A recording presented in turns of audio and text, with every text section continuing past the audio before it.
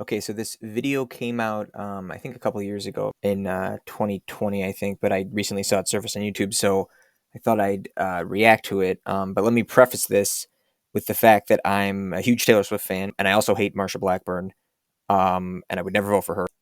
But notwithstanding, there's a lot of disagreement here between Taylor and I. Let's get into it. Just from a security So you standpoint, think Taylor Swift comes out against Trump. I don't care if they write that. I'm sad that I didn't 2 years ago, but Yep, so I mean, I'd agree with that. I don't support Trump, and I will never vote for him. But do you think Biden or any other mainstream GOP or Dem candidate is any better? I mean, you're just kidding yourself. I can't change that. I'm saying right now that this is something that I know is right, and you guys, I need to be on the right side of history. And if he doesn't win, then at least I tried. It really is a big deal. She votes against fair pay for women. So, quote unquote, fair pay for women.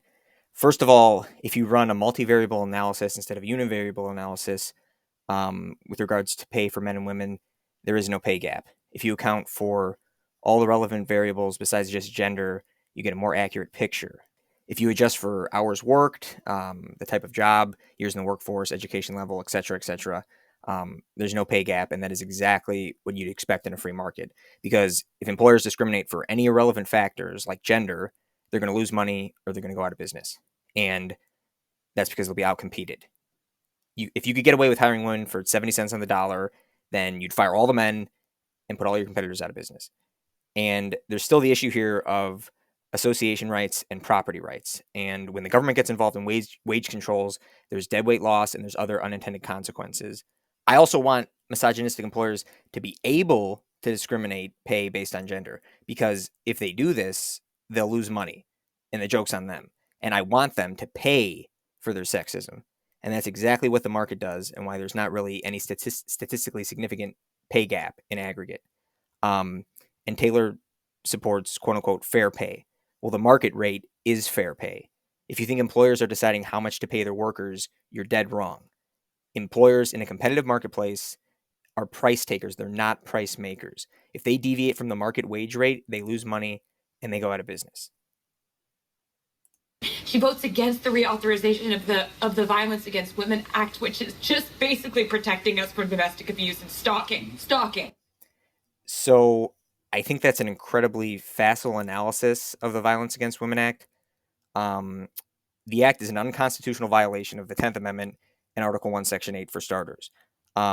Domestic violence is really a paradigmatic example of what states, not the federal government, are supposed to regulate. And the Violence Against Women Act also has some, I think, very troubling provisions, as well as some troubling proposed provisions. This includes provisions that strip away rights protected in the Bill of Rights. For example, a few years ago, I think, maybe in like 2019 or so, the House passed changes to the Violence Against Women Act that would prevent certain people who have a restraining order against them from owning a gun, and also people accused of certain misdemeanor crimes, not felonies, misdemeanor crimes. Things like restraining orders do not require a conviction by a jury beyond a reasonable doubt. They can be ex parte communications, meaning only one party is present and the accused doesn't get to defend themselves, which might make sense for the exigency involved in the restraining aspect of a restraining order, but not anything beyond that. And taking away rights without being able to be heard is really an egregious violation of the fundamental fairness concept that we see in the due process clauses in the Fifth and 14th Amendments. If you get convicted of a crime by a jury, that's totally different. You can absolutely be deprived of fundamental rights at that point, but there has to be due process. And regardless of your views on the Second Amendment, whether you love it or hate it, it is a right recognized by the courts and the Constitution. And having any right taken away with little to no due process is something out of 1984. And obviously, I hate domestic violence, obviously, but the Violence Against Women Act is not the solution. She thinks that if you're a gay couple, or even if you look like a gay couple, you should be allowed to be kicked out of a restaurant. It's really. So, yeah, I think actually I would agree with that, because this is a private property rights issue. I believe in property rights and religious freedom and association rights.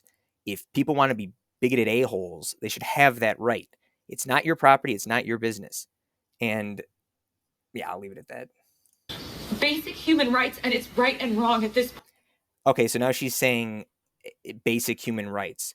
Um, when she says stuff like this or something like a fundamental right, um, she seems to focus on positive liberty, and I think positive liberty is generally a disgusting idea. Negative liberty, however, is not based on force, it's not based on compulsion, and it's not based on coercion, but it is based on voluntary interactions. Negative liberty, I think, is the only type of liberty that's worthy to be associated with the term fundamental rights or basic human rights. Association and property rights are some of the most fundamental human rights, and voluntary interactions and associations should be fought for, not compulsory ones that are mandated by the government. And like I said before, the market punishes those who discriminate. If businesses discriminate in situations like this, they lose customers and they lose money. And especially in the modern era, the word gets spread around fast on the internet and social media, and that helps to expedite losing community support and losing customers. So in the long run, they will not survive. And I can't see another commercial and see her disguising these policies behind the words Tennessee Christian values. Those aren't Tennessee Christian values. I live in Tennessee. I am Christian. That's not what we stand for. So Taylor says she's a Christian here.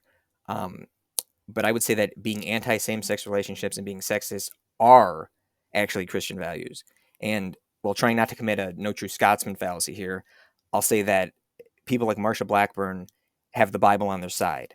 The Old Testament and the New Testament are littered with racist, homophobic, and sexist ideas. And in the New Testament, Jesus says he's not here to revoke any of the Old Testament, that all of it is true and is to be fulfilled still. And in the New Testament, there are explicit injunctions that suppress women and treat them as inferior. I think a good example of that is somewhere in First Timothy, for example. And if Taylor is a Christian, she's cherry picking her faith. She holds her beliefs in spite of the Bible. Blackburn, on the other hand, has the Bible on her side. So sadly, I think Blackburn is actually representing Christian values and Taylor is not. And I don't support the racist and sexist values in the Bible. I need to do this. I need you to just, Dad, I need you to forgive me for doing it. Okay, so I think I'll end it there, and I'll say that overall, I think a lot of this is an ideology that's what I would call boilerplate Hollywood banality.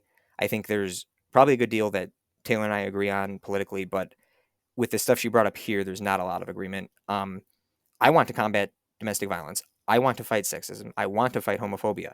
I mean, every decent person does. But I'm going to do that in a way that will actually help and won't violate the Constitution or the fundamental rights and the true basic human rights like religious freedom and association rights.